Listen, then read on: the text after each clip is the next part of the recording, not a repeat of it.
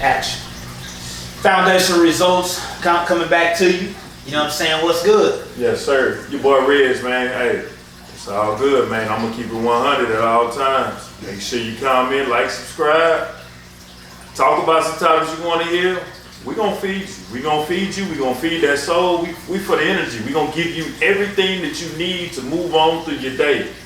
We are doing nothing but finding awareness for the topics nobody talks about. That's it. So, this thing, Foundational Results, is a lifestyle channel. We talk about choices, decisions, politics, events, different things like that. Obviously, we're certified. Our background is in education.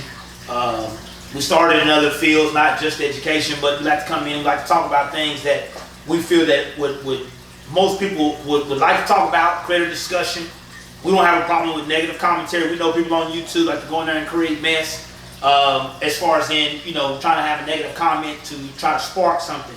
We just want to talk openly. We don't feel we have all the answers and know everything as far as what's going on. We would love to hear your feedback.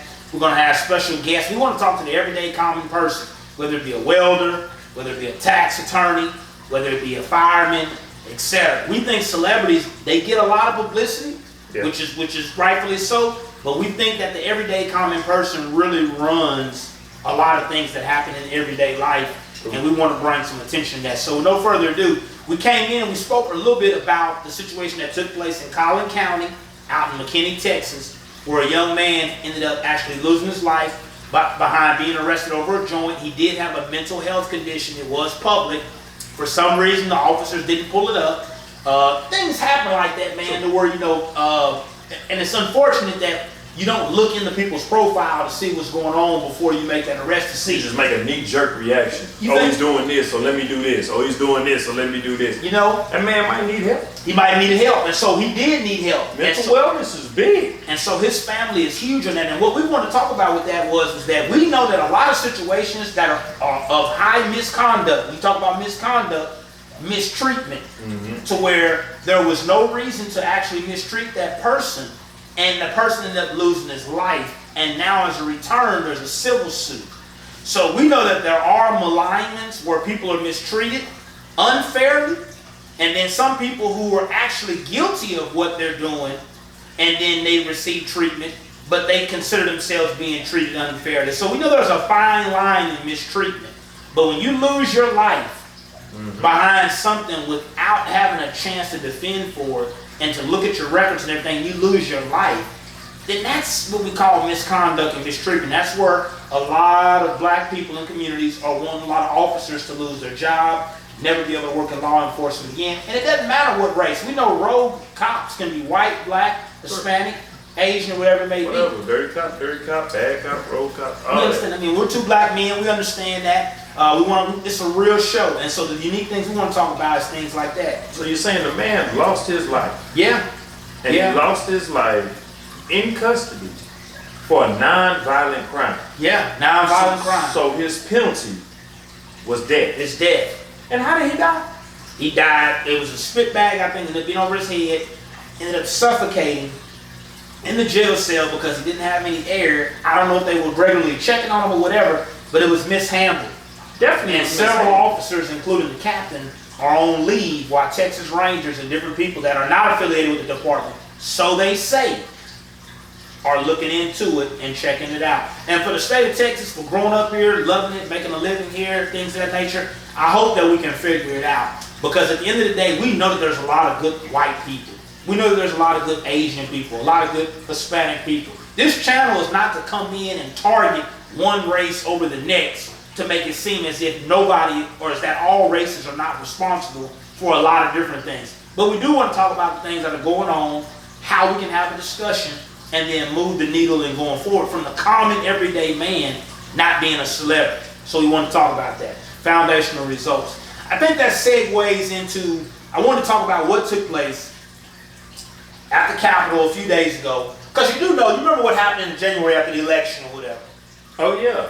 Yeah. That was crazy. Right. Not many people went to jail for that. Not many people went to jail Not for many that. people went to jail for that. Actually, I saw, personally, what I saw, just by my count, looked like about 200 people. So the it was, I guarantee it was more than 200, right? So, but that's a good estimate. So we said at the Capitol, on Capitol Hill in D.C., after Biden was brought in, after he was certified to be brought in, I believe it was around the 19th of January. Around that time, obviously, it was the Monday. Yeah, he's gonna be inaugurated on Tuesday. On a Tuesday, that Monday. Okay, so he's gonna be inaugurated, and the Capitol was stormed by a lot of supporters. We'll say they were considered Trump supporters. Why do we say that? Because they had all Trump gear on as they stormed the Capitol. And unfortunate situation. People did lose their life, where people had to be skilled. You even had some police officers lose their life too during that. Police officers did lose their life. There was some pushback.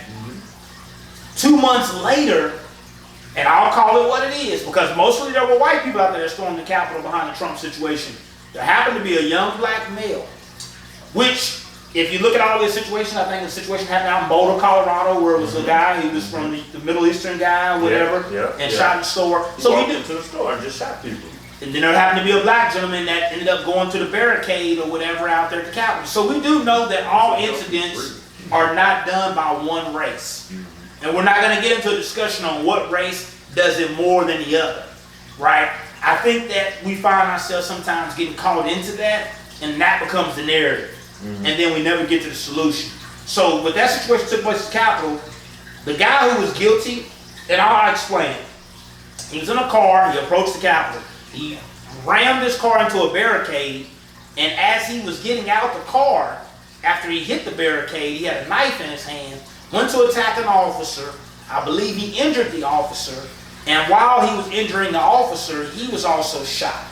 And he was considered a suspect. He died as well as the officer. So the suspect and the officer both died, and they really don't know how this situation was influenced or targeted. There have been talks that he was Muslim and so different things. They looked at his social media, etc., tried to get some sort of a profile of who he was. He has some positive things to say on social media, different things like that. And guys, that's the mental psyche that you have to get to, where you have to understand people better, because you'll go to their social media and you'll see positive things, you'll see things where they're cracking jokes, and you'll see things that are negative. So you really, you just don't know. But I thought it was a very unfortunate situation or whatever. I just after hearing it, what do you think maybe was something that he was thinking about, ran through his mind, or why he wanted to do that? Personally can't answer that question of why he did it. Yeah. I can't say that young brother must have been suffering in some kind of way, and he must have felt like his voice was unheard, and he figured out that he wanted to take a stand on something. I don't know what kind of motivation he was listening to, or what kind of motivation he was reading, because this doesn't look like something that it was actually his original thoughts. Okay. Because what you're saying is he had positive messages on the social media, and he stayed under the radar of the FBI, the government, and all those task forces.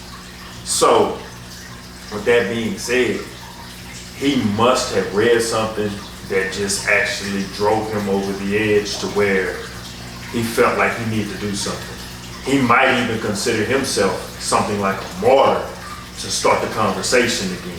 Because if you notice, we'll talk about something for about 2 or 3 months max. And then after that, we're on to the next thing, because it's always something else. Yeah. It's always some attention getting diverted. It was George Floyd, the next thing you know was Breonna Taylor. After Breonna Taylor, then it was Kennesaw, Wisconsin, or Washington, whatever. Yeah. That situation there, and it just goes on and on and on. But these situations only last expiration period of about 3 months. So maybe he decided he wanted to be a martyr for that 3 months. I don't know. I can't really respond to what his thing was, but I can honestly say mental health has something to do with that. I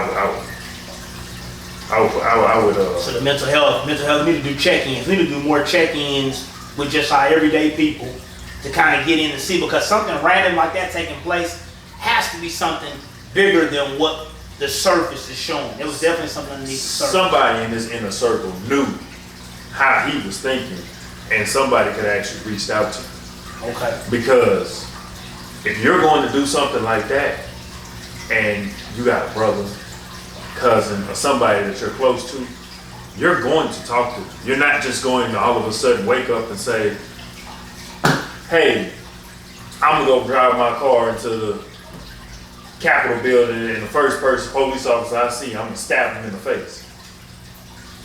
And we pray that, we hope that it doesn't, you know, that it didn't work out like that. But like he said, some things are random. So we wanted to touch on that. We're gonna actually continue this conversation. What we want to do is we want to go ahead and kind of put a parking space on that right now.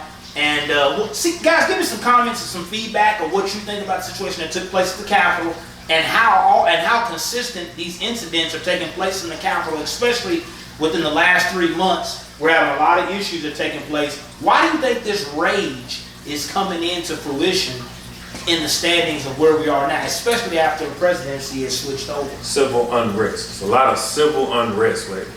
That's what it is. Civil unrest. Yes, civil unrest. Okay. All right.